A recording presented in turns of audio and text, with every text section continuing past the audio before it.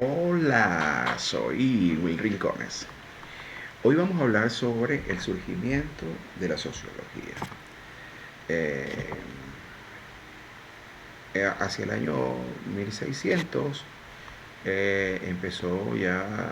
en el mundo, se había desarrollado lo que hoy conocemos como eh,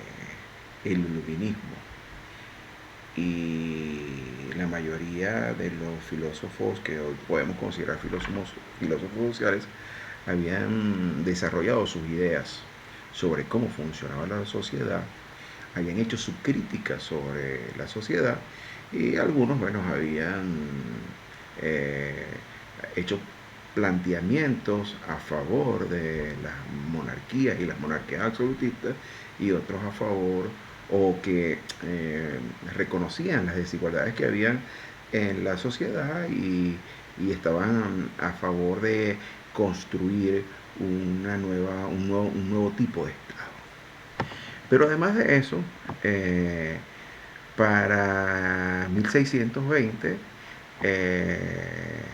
filósofos como Francis Bacon escribe el Novum Organum, que es como el nuevo instrumento, el nuevo método. Él allí plantea que para poder hacer ciencias debemos utilizar un nuevo método que es el método científico, que va a permitir comparar, comparar o contrastar las hipótesis que tenemos y realmente ellos van a trabajar de manera inductiva, ellos van a tratar de comprender cómo funciona la realidad,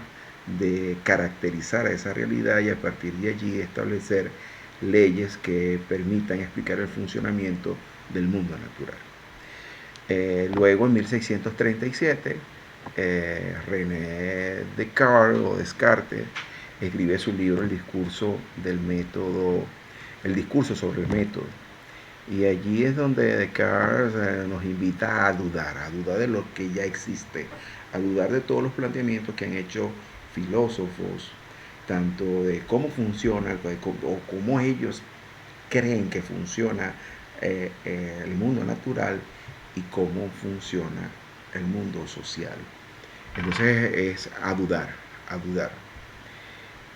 La concreción de todo ese movimiento intelectual relacionado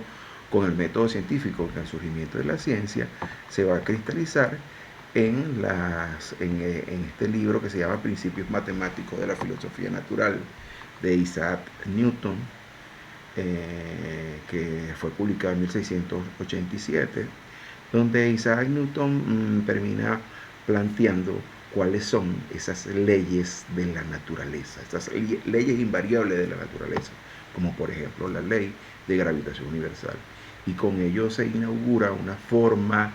de ver el mundo, una perspectiva sobre cómo funciona el mundo, que vamos a llamarla la perspectiva mecanicista y exactamente la perspectiva científica. Entonces, teniendo todo esto, todos estos elementos, o este elemento desde el punto de vista de la comprensión de la realidad, de acercarnos, de aproximarnos a cómo funciona la realidad natural, en la parte social vamos a tener que, por ejemplo, en 1642 se da la Revolución Inglesa, donde los señores feudales o terratenientes ingleses que por un lado cultivan la tierra o sus campesinos que están bajo su mando, a los cuales ellos les rentan la tierra, eh, ellos venden el producto de su tierra, empiezan a acumular eh, dinero, empiezan a tener poder y empiezan a plantearle al rey de Inglaterra que ellos debería haber como un gobierno colegiado, así como lo planteaba John Locke, el gobierno civil, un gobierno civil, un gobierno colegiado, donde también los civiles y no solo el rey pudieran hacer las leyes y que el rey se dedicara a aplicarlas y a manejar el ejército. Ahí se da un enfrentamiento, se da un debate entre estas dos facciones, entre Oliver Cromwell y el representante de los reyes. Y en Inglaterra termina por conformarse un estado que va a tener un parlamento formado por lores y por el estado llano o representantes del estado llano, y esto va a permitir que ellos creen las leyes y el rey las va a ejecutar para ese momento. Nace así o está creándose un nuevo tipo de Estado. Pero en 1760 se crea la primera industria en Inglaterra. Los campesinos, los comerciantes que ya han acumulado bastante dinero, ¿no? Porque en ese momento se está viviendo el periodo del mercantilismo. Entonces, que es la etapa final del sistema feudal, caracterizado por gobiernos monárquicos que regulan la economía, la acumulación de metales preciosos que provenían de tanto metales preciosos y la extracción de materias primas de las colonias. Entonces, estos comerciantes que vendían sus productos tanto en Inglaterra o iban y buscaban productos fuera de Inglaterra y lo traían a Inglaterra y lo vendían, habían acumulado mucho dinero. Y entonces se da así como un proceso donde estos comerciantes, que primero se convirtieron en banqueros y le prestaban inclusive al rey, y luego ellos en una suerte de asociación o alianza con los científicos este, eh, diseñan o le plantean la construcción de una máquina para poder aumentar la producción de cada uno de las mercancías que ellos vendían. Entonces es así como, por ejemplo, en 1760 en Inglaterra se crea la primera industria movida por un molino hidráulico, y esa fecha o ese año se toma como el nacimiento o el inicio de la revolución industrial, es decir, la creación de industria. Se crea por primera vez lo que conocemos hoy como una industria, una fábrica, donde tomamos una materia prima, va a haber una máquina que la transforma, pero va a haber un operario de esa máquina, que en este caso era el campesino libre que dejaba el señor feudal y empezó a convertirse en obrero de esa industria, de esa fábrica. Comienza así entonces, comienza así, o la revolución industrial da paso al capitalismo industrial.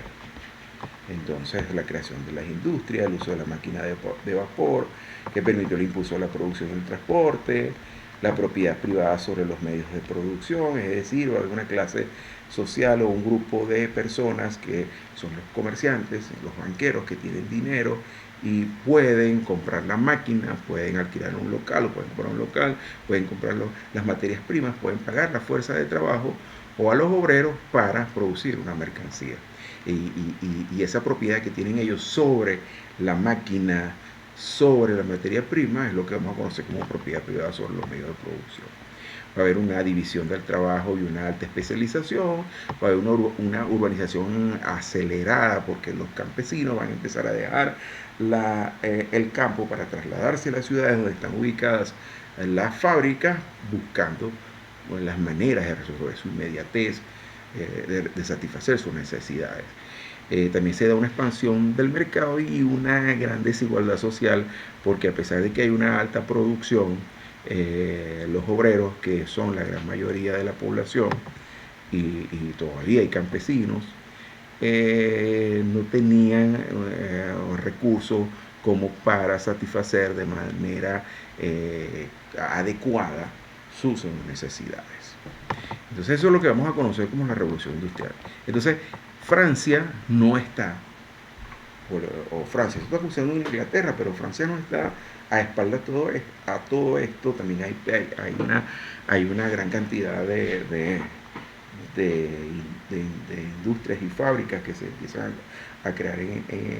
en Francia. Ese grupo de empresarios, que en su momento se llamaban burgueses, empezaron a tener poder económico, y buscaban también tener poder político, tratar de influir en la creación de leyes. Y esto pasa también, y bueno, y a esto se une a todo el ambiente, llamémoslo así, de ingobernabilidad que para ese momento vivía Francia, producto de que, bueno, tenemos un rey, el rey Luis XVI, con su esposa María Antonieta, que realizaban grandes fiestas, estaban haciéndole la guerra a otros países de Europa, estaban ayudando a la revolución americana, en el caso de los Estados Unidos, de los Estados Unidos. Y, pero teníamos un pueblo llano, el pueblo de pie, los trabajadores, los artesanos, los campesinos, que no tenían cómo poder, o no tenían la capacidad para poder satisfacer sus necesidades. Entonces ese era un caldo de cultivo, y unido a esas ansias de poder de los empresarios, de los industriales de ese momento, se da entonces lo que vamos a conocer como la Revolución Francesa, donde así de manera didáctica podemos decir que los empresarios, el pueblo llano, le propusieron al rey: mira, nosotros hacemos las leyes, tú las ejecutas. El rey se negó, él dijo que era el rey, por tanto él hacía las leyes, las ejecutaba y las administraba. Entonces, bueno, entonces se pasó a una siguiente fase, donde ejecutan al rey, donde en la plaza pública guillotinan tanto a Luis XVI como a su esposa María Antonieta, y eso significó la muerte del régimen monárquico absolutista y el nacimiento de un nuevo Estado, que es el Estado capitalista moderno. Entonces, en este contexto, donde tenemos la Revolución Industrial y la Revolución Francesa, aunado al desarrollo de estas teorías que trataban de explicar con el método científico la realidad natural, las teorías como las de Rousseau sobre el contrato social, a las teorías de Saint-Simon sobre la fisiología social, que trataban de explicar la sociedad a través de algo que le llamaba la fisiología social, surgen unos personajes, unos intelectuales, que empiezan a tratar de explicar cómo funciona la realidad. Uno de esos intelectuales es Augusto Comte. En 1830 Augusto Comte publica Discurso de Filosofía Positiva. Y Augusto Comte, en Discurso de Filosofía Positiva, trata de aplicar ese método científico, esa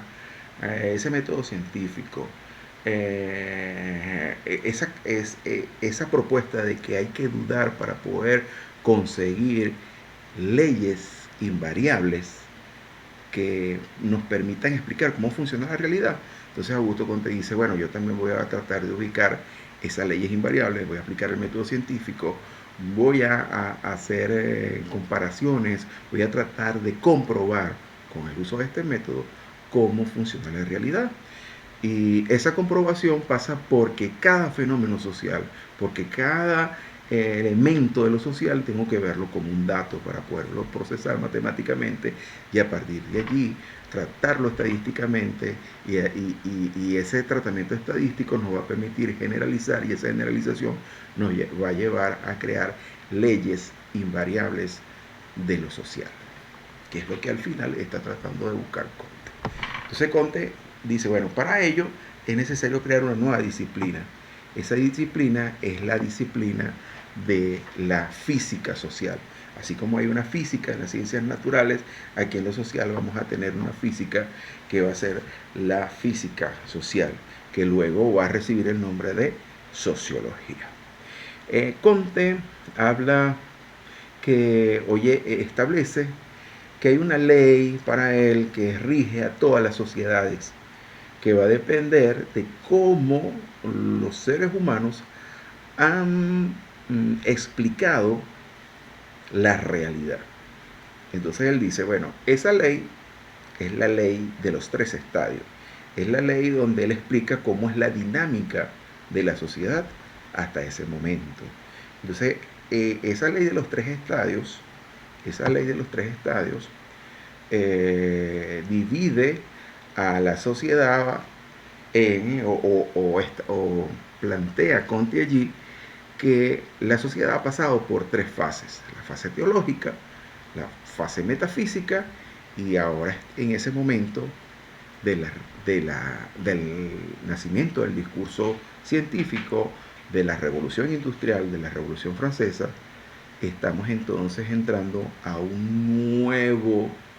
a una nueva etapa que la va a llamar la etapa científica, la etapa positiva.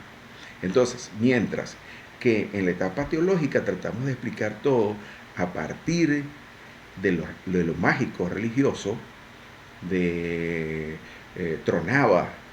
y ¿qué causaba el trueno? Dios que estaba molesto con nosotros. Entonces, explicación mítica, explicación mágico-religiosa. Pero luego va a venir una fase donde la explicación va a ser metafísica. A mí me parece que truena por cierta y determinada cosa. Entonces van a venir ahora los filósofos. Los filósofos van a tratar de venir a explicar cómo funciona la realidad desde a mí me parece que funciona de tal manera. Pero el Comte dice, bueno, pero a partir de ahora no es que a mí me parece, no es que es una explicación metafísica, no es una explicación mágico-religiosa, sino que yo voy a empezar a dudar de esas explicaciones, y voy a tratar de comprobar con el método científico que realmente es Dios que está molesto con nosotros, o le doy razón a mí me parece de los filósofos, pero los científicos terminan descubriendo que un trueno es producto de unas cargas eléctricas que tienen las nubes y la superficie terrestre, y que en el momento que esas cargas eléctricas, unas son positivas y unas son negativas, se produce una descarga y es lo que produce el trueno. Produce por un lado el relámpago y por otro lado el ruido, que es el trueno. Entonces, eso es la explicación científica. Entonces Comte viene a decir, bueno, eso que llamamos, ese nuevo conocimiento, ese conocimiento va a hacer que ese conocimiento científico es el que va a permitir que nosotros podamos dejar todo lo negativo que ha pasado en el mundo. La ciencia va a venir a curar todos los males, la ciencia va a curar todas las enfermedades, la ciencia va a acabar con el hambre, la ciencia le va a dar agua a todo el mundo, a toda Europa. Y entonces ya estamos entrando, según Comte, en la etapa positiva de la humanidad. Entonces eso diríamos que eso diríamos que es el planteamiento principal de Comte. Comte hace un análisis histórico de cómo las sociedades han explicado la realidad, o cómo conocen los seres humanos, y divide en tres estadios esas explicaciones, algo así como una analogía con los tres estadios de la materia de la física y de la química. Hasta aquí esta parte del surgimiento de la sociología. Luego vamos a tratar lo que tiene que ver con Marx y el materialismo histórico, que ya sería ya 1867, pero ya en este momento ya hay otras características de la sociedad capitalista y del surgimiento del Estado moderno que más va a tratar y que vamos a explicar en otro video.